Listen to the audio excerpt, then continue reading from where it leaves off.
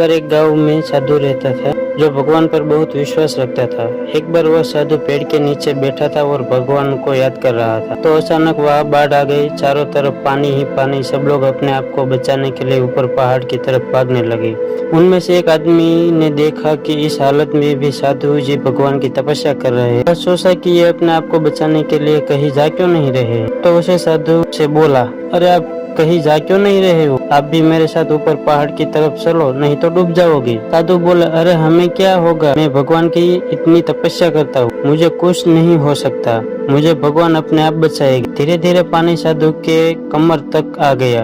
अब लोग वहाँ से नाव लेकर निकलने लगे तो उनमें से एक ने साधु से कहा, अरे पानी आपके कमर तक आ गया है, आप हमारे साथ चलो। तो साधु ने कहा कि नहीं नहीं, भगवान मुझे अपने आप बचाएगा। और वह नाव वाला भी वहां से निकल गया। कुछ देर बाद पानी इतना बढ़ गया कि साधु के सर तक पहुंच गया और अब लोगों को बचाने के लिए हेलीकॉप्टर निकलने लगे।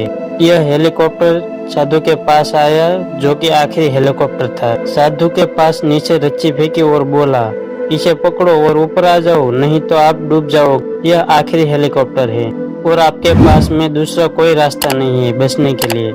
साधु ने कहा, यह रस्सी वापस ऊपर खींच लो और आप चले जाओ। मुझे भगवान के ऊपर पूरा भरोसा है, वह मुझे बचा लेंगे।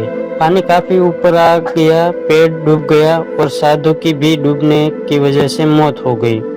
मरने के बाद साधु भगवान के पास गया और बोला, हे भगवान, मैंने पूरी जिंदगी आपकी तपस्या की, मेरा सारा जीवन आपकी आराधना करने में लगा दिया, फिर भी इतने भरोसे के साथ इंतजार किया कि तुम मुझे बचाने आओगे, लेकिन वहाँ मेरी डूबकर मौत हो गई और तुम नहीं आए, ऐसा क्यों?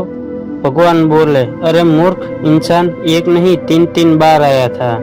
वो तीनों बार मैं ही तो था, पहला पैदल, दूसरा नाव के द्वारा और तीसरा हेलीकॉप्टर के द्वारा, लेकिन तुमने मेरा एक भी अवसर पहचाना नहीं।